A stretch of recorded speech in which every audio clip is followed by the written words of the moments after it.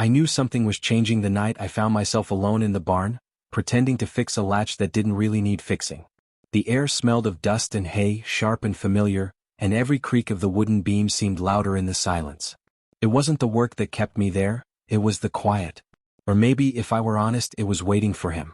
Jake had a way of lingering in my thoughts even when he wasn't around. He was older, 10 years on me, maybe more, and carried himself with a kind of ease that came from living close to the land. He'd worked this ranch longer than I'd been old enough to drive, and to me he was part of the place itself, like the weathered fences or the wind that swept across the prairie. And yet, unlike all that permanence, he made me restless. I wasn't good at admitting things, not to myself, not to anyone. Most of the hands here passed through for a season, and I had my reasons for staying quiet, keeping to my work, not drawing attention. I liked horses better than people most days, and the barn gave me the excuse to keep my distance. But with Jake, well, distance never seemed simple. We weren't friends exactly, but not strangers either. He taught me the proper way to wrap a rope, the shortcut trail down to the creek, the art of drinking coffee so hot it burned without flinching. He never said much. Jake was a man who spoke in half smiles and raised eyebrows, but I found myself replaying even the smallest scraps of conversation after he walked away, holding them like they meant more than they should. That night, with the cicadas humming outside and the horses shifting in their stalls, I caught myself glancing toward the doorway more than once. Foolish. He had no reason to be here this late. But then again, Jake had a habit of showing up when you least expected it. The thing was, I'd started noticing the details. The way his hand lingered a fraction too long on my shoulder when he was steadying me on a saddle. The way his laugh, rare and rough, made the air around him feel warmer. I told myself it was nothing, just the tricks of a lonely mind. Still, the ache in my chest when he wasn't around said otherwise. That was when the door creaked open, slow and deliberate, and his boots echoed on the barn floor. My heart jumped in a way I couldn't hide, not even from myself. Jake leaned against the stall door like he belonged there more than the horses did, arms crossed, hat tipped back just enough to shadow his eyes. "Figured you'd still be in here," he said, voice low and rough from years of dust and smoke. "You work longer hours than the cattle." I tried to play it off, busying myself with the latch I'd been pretending to fix. "Somebody's got to make sure this place doesn't fall apart." He smirked, just a faint tug at the corner of his mouth. "Funny. Last I checked, that latch was fine yesterday. And the day before." That was Jake. He didn't talk much, but when he did, he noticed things other people overlooked. And when his attention landed on me, it felt like being seen in a way I wasn't used to. We'd known each other for about 2 years, though it felt longer. I came to the ranch broke and uncertain, looking for work that would keep me out of town, away from questions I didn't want to answer. Jake was the one who taught me the ropes. Literally the first week when I couldn't even coil one without tangling myself. He never laughed outright, just shook his head and fixed my mess with a few efficient twists. But later, he'd nudge me with his elbow when no one was looking and say, "You tying knots or courting disaster?" That became our running joke, one of many. The kind you collect without realizing, until they stack up into something that feels like more than routine. Like the time a storm rolled in fast and we were both out by the north pasture. I'd left my jacket behind like an idiot, and by the time we got back to the barn, I was soaked through, shivering hard enough my teeth chattered. He didn't hesitate, just peeled off his own coat and draped it around me, muttering, "Reckon you'll learn to pay attention to the sky." But his hand lingered on my shoulder, steadying me, and for a second, I thought I saw something flicker in his eyes before he turned away. Or the mornings when we'd ride out early before sunrise. He always carried a flask of coffee strong enough to peel paint, and he'd pass it over without asking. I'd make a face every time and he'd chuckle under his breath saying, "One day you'll thank me for this." Those small exchanges mattered more than I ever let on. Still, we kept it safe, friendly, easy. Until now. The complication came the following week when the ranch owner decided to send a crew up into the hills to mend fencing before winter. It was remote work, an overnight stay, a couple of us camping out near the line. When I heard Jake was going too, my stomach flipped in a way I couldn't name. The trip started fine, just the creak of saddles and the crunch of hooves on rocky soil. Jake and I rode side by side, trading small jokes to pass the time. But by the time we reached the ridge, clouds had gathered heavy and dark, and the air smelled like rain. Sure enough, a downpour caught us halfway through setting camp. The others scrambled to get tarps up, but one tent flooded fast. Gear was soaked. Sleeping bags ruined. When the shouting settled, it was decided Jake and I would have to share. I laughed, awkward and too loud, as if that could make the tension less obvious. "Well, guess I better hope you don't snore." He gave me that slow half-smile, eyes glinting under his brim. Guess we'll find out. The joke should have passed like any other. But later, when I caught him watching me through the flicker of the campfire, something in his gaze made my chest tighten. I looked away too quickly, pretending to fuss with the damp wood. My hands wouldn't stop trembling. Maybe it was just the cold. Or maybe it was everything I wasn't ready to admit. The rain didn't let up that night. It came down steady, drumming against the canvas of our tent, turning the ground outside to mud. Inside, the air was damp and close, heavy with the smell of wet leather and smoke clinging to our clothes. Jake was already stretched out on one side of the tent when I ducked in, shaking water from my hair. His hat sat by his boots, his shirt hung up on a rope to dry. He'd stripped down to just a thin undershirt, the fabric stretched across his shoulders. I tried not to look, but failing was inevitable. "There's room," he said simply, shifting over to make space. I muttered something about being fine, unrolling my bedroll beside his. It was closer than I wanted to admit, so close our elbows brushed when we both lay down. For a while neither of us spoke. The rain filled the silence, steady and relentless. I could hear his breathing, slow and even, and every time he shifted, the ground beneath us dipped, sending warmth creeping toward me. I told myself to focus on sleep, on anything but him. But the truth was, my mind wouldn't quiet. Every nerve in my body was aware of his nearness. The faint heat of him through the thin fabric of our shirts. The way his hand brushed mine when he adjusted the blanket we'd pulled over us both. It should have been nothing, just practical, just survival, but my chest ached with wanting. "Cold?" he asked after a while, his voice rough in the dark. "A little," I admitted, though it was more nerves than weather making me shiver. He shifted again, closer this time until our shoulders touched. "Better?" I nodded, though he couldn't see. My throat felt too tight for words. It was torture, lying there in the dark, listening to the rain and feeling every inch of space we didn't keep between us. I tried to breathe steady, tried not to notice how his arm brushed mine when he moved, or how his scent, smoke, leather, something earthy, wrapped around me. I told myself this was fine. Normal. Two men sharing space to keep warm. But deep down I knew better. Every stolen glance, every half-joke, every moment like this had been leading somewhere I wasn't ready to name. At one point I rolled onto my side, facing away, desperate for distance. But then I felt the brush of his fingers at my shoulder. Not gripping, not asking, just a soft touch like checking I was still there. "You all right?" he asked quietly. I froze. His voice carried something I couldn't place, something careful. "Yeah," I whispered back, though the words scraped in my throat. He didn't push, just let his hand fall away. But the ghost of that touch burned long after, keeping me wide awake. The hours stretched. I thought he'd fallen asleep, his breathing slow and steady. But just when my eyelids started to grow heavy, his voice came again, low and rough like gravel. "Funny thing," he said. "Spend all day with people, but it's nights like this that make a man feel less alone." The words hit harder than I expected. My chest tightened, and for a second I almost turned toward him. Almost asked what he meant. But fear pinned me down. If I said the wrong thing, if I read him wrong, I could lose everything. The job, the fragile bond we'd built, the quiet safety I'd found in him. So I swallowed it back. Stayed silent. He didn't say more, but the tent felt different after that. Like the air had thickened, heavy with things neither of us dared name. Eventually, sleep pulled at me, though it was restless. I dreamed of standing on the ridge, the rain washing everything clean, and Jake's hand steady on my back. When I woke, the storm had passed, but the world was still gray and dripping. He was sitting up, pulling on his boots, moving slow and deliberate like always.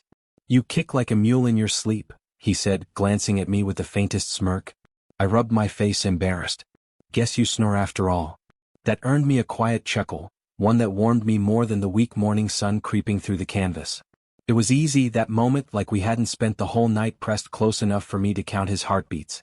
But when his hand brushed mine again, passing me my damp jacket, I felt the spark all over. A simple touch, casual, nothing in his expression to betray it. Yet it left me reeling, caught between the safety of pretending and the danger of wanting more. That day we rode out together to finish mending the fence. The storm had left the ground soft, the air fresh with the smell of pine and wet earth. Everything felt sharper, clearer, like the world itself had been scrubbed clean.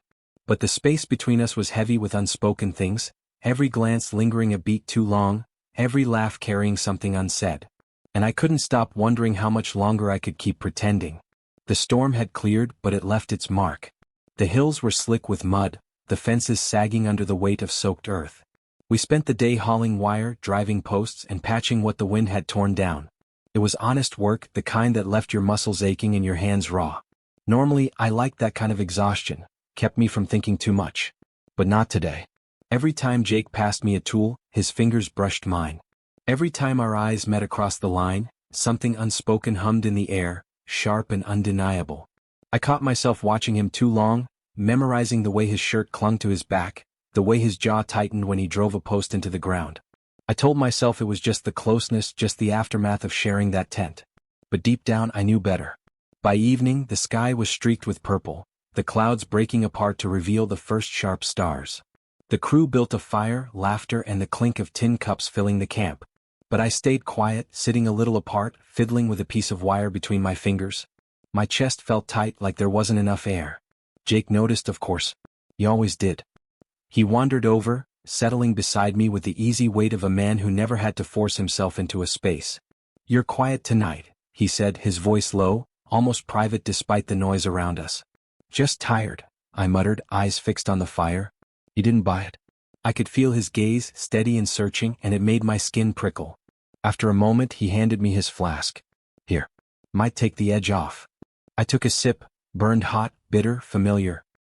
He watched me with that half smile of his, like he was waiting for me to make a face. I didn't, not this time. "See? You're learning," he said. "Guess I am." The silence stretched, not uncomfortable but weighted. Finally, he tipped his head toward the shadows beyond the firelight. "Walk with me." I hesitated, then nodded. We left the camp behind, our boots sinking into damp earth. The air was cooler here, carrying the smell of pine and rain. My heart pounded harder with every step, though I couldn't say why. Or maybe I could, but I wasn't ready to admit it. We stopped at the ridge, the same place where the storm had first caught us. The view stretched wide, dark hills rolling into darker sky, the moon caught in the clouds like silver tangled in wool. Jake leaned against a fence post, arms folded. I stood a little apart, shoving my hands in my pockets, unsure what to do with them. "You've been off," he said finally. His tone was calm, but there was something beneath it. Concern. Curiosity. Maybe more. "Just thinking," I said too quickly. "About what?" I swallowed hard. My mouth was dry. I could have lied, talked about the work, the weather, anything safe. But standing there, the night pressing in, the smell of rain still clinging to the earth, lying felt impossible. "About you," I whispered before I could stop myself. The words hung between us, sharp and fragile. My stomach dropped. I wanted to snatch them back, to cover them with a joke, but it was too late. Jake didn't move. He just watched me, his face unreadable in the dim light. I forced myself to go on, my voice shaking. Look, I know this is crazy. I know I shouldn't say anything. But I can't keep pretending it's nothing. Not when every time you look at me it feels like..." I trailed off, words catching in my throat. He pushed off the post, stepping closer. My breath caught. "Feels like what?" he asked softly. I couldn't look away. The world narrowed to just him. His eyes, steady and dark, the line of his jaw, the faint scar at his temple I'd never asked about. "Feels like I'm gonna come apart," I admitted, my chest tight with the weight of it. "And I don't know if you feel anything like that, but if you don't, just tell me and I'll shut up. I'll keep my mouth shut and we'll forget this ever happened." The silence that followed was unbearable. My heart hammered so hard I thought I might be sick. Then slowly Jake reached out, his hand brushing mine. Not grabbing, not pulling, just the barest touch, warm and steady. "You think you're the only one losing sleep over this?" he murmured. I stared at him, breath caught in my throat. "What?" He stepped closer still, until there was barely a hand's breadth between us.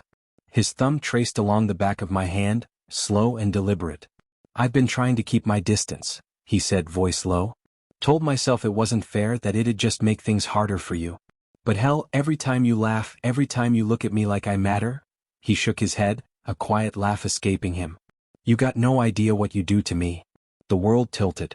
Relief, disbelief, and something wild surged through me all at once. "So you..." "Yeah," he said simply, cutting me off. His eyes softened, and for the first time, I saw something vulnerable in them. "Yeah, I feel it too." The air between us crackled, thick with everything we'd held back for so long. I hesitated, fear and want colliding, until he closed the space himself. His hand slid to my jaw, rough calluses grazing my skin, and he leaned in just enough for me to feel his breath against my lips. "Tell me if I'm wrong," he whispered. I couldn't. Instead, I closed the distance, pressing my mouth to his. It wasn't fireworks or thunder.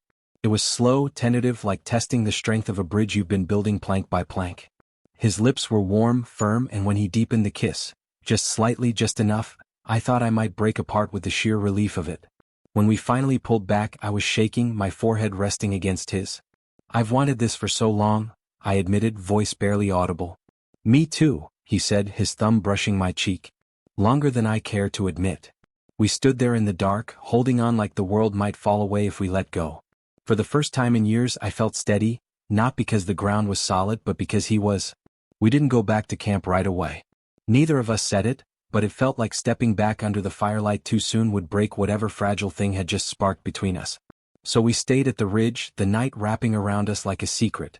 Jake leaned against the fence post again, but this time he pulled me with him. His arm brushed mine, deliberate now, not by accident. The weight of his shoulder against me felt like the most natural thing in the world. "You're quiet," he said after a while, his tone almost teasing. I huffed a laugh, shaking my head. "I just kissed you. Feels like my brain's still trying to catch up." He chuckled softly, low in his chest. "Guess I'm not the only one." The sound of his laughter, so rare, so unguarded, made my chest tighten. I wanted to memorize it, to hold it close for the nights when silence got too heavy. I turned to look at him and he was already looking at me.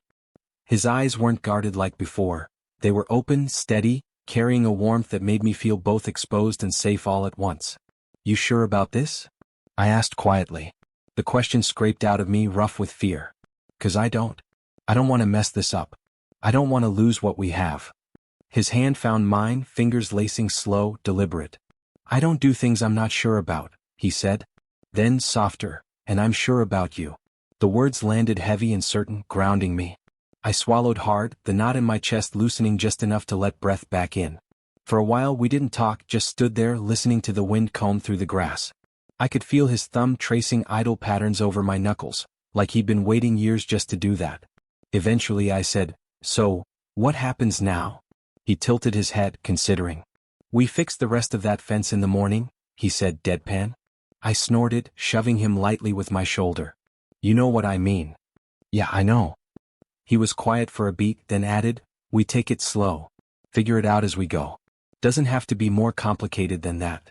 I wanted to believe it could be that simple. Maybe with him it could. Back at camp, no one seemed to notice we'd been gone longer than a walk required. We kept our distance in the firelight, same as always, but the secret sat between us, warm and alive. Every time our eyes met, my stomach flipped, and I had to look away before anyone caught on. Later, when everyone settled into their tents, Jake and I found ourselves back in the one we shared. The ground was still damp, the air still heavy with rain, but it felt different now, less like confinement, more like safety. We lay side by side again, close enough our arms touched under the blanket. This time I didn't try to shift away. "You still cold?" he asked softly. "No," I said. And it was true. For the first time in a long while, I wasn't. There was a pause, then I felt his fingers brush mine, seeking, tentative. I didn't hesitate. I tangled my hand with his, squeezed once and held on. In the dark, with the rain dripping steady outside, I felt him relax beside me. I did too. We didn't need words then. Just the quiet knowledge that we'd stepped across a line and weren't going back. For the first time, instead of fearing what might come, I found myself looking forward. Toward mornings shared over bitter coffee, long rides with laughter tucked between miles of silence, and maybe, just maybe, a life where I didn't have to pretend anymore. Morning broke slow and gold, sunlight spilling across the hills, catching the dew on the grass like sparks. The storm had scrubbed everything clean, leaving the air sharp and new. I woke to the sound of horses shifting, their hooves dull against the damp earth, and the quiet weight of Jake's arms still slung across me. For a moment I didn't move. I just lay there, listening to his steady breathing, feeling the rise and fall of his chest against my back. It was a simple thing, ordinary almost, but to me it felt like the start of something I'd been chasing without even knowing it. Eventually he stirred, pulling back slow and careful. I rolled over, and he met my eyes with a look so steady it stopped me from saying anything foolish. "Mornin'?" he said, voice rough with sleep. "Morning." I couldn't help the smile tugging at my mouth. He watched me a beat longer, then shook his head, amused. "You're grinning like a fool. Guess I've got a reason now." That earned me a low chuckle. He leaned in just enough to press his forehead to mine for a breath, brief but grounding. Then he pulled back, all business again, tugging on his boots. The others were already up, tending the fire and saddling the horses. Jake and I slipped back into the rhythm as if nothing had changed, but everything had. Every brush of his hand when he passed me a tool, every glance that lingered a fraction too long, carried the weight of last night. At one point, while stringing the last length of wire, he caught my gaze and murmured low, "Don't overthink it." "I always overthink," I said. "I know." He gave me that small half-smile, the one that said he saw more than I wished he did. But some things you just gotta let be. By the time we rode back down to the ranch, the sky had opened wide and clear, the land stretching endless before us. I rode beside him, the silence easy, the kind that didn't need filling. And I thought about the small things that had brought us here, the bitter coffee, the storms weathered, the quiet touches. None of it felt accidental. When the ranch house finally came into view, he slowed his horse, letting the others ride ahead. He glanced at me serious now. "This won't be simple," he said. "You know that." "I know." My throat tightened, but I held his gaze. "But I don't care." Something softened in his expression then, something that made my chest ache. He reached over, just brushing his gloved fingers against mine where they rested on the reins. It was the smallest touch, hidden from the world, but it felt bigger than any declaration. "All right then," he said. It wasn't a promise in words, but it didn't need to be. That night, back in the barn, I found myself once again pretending to fuss with a latch that didn't need fixing. Only this time, I wasn't waiting in silence. I knew he'd come.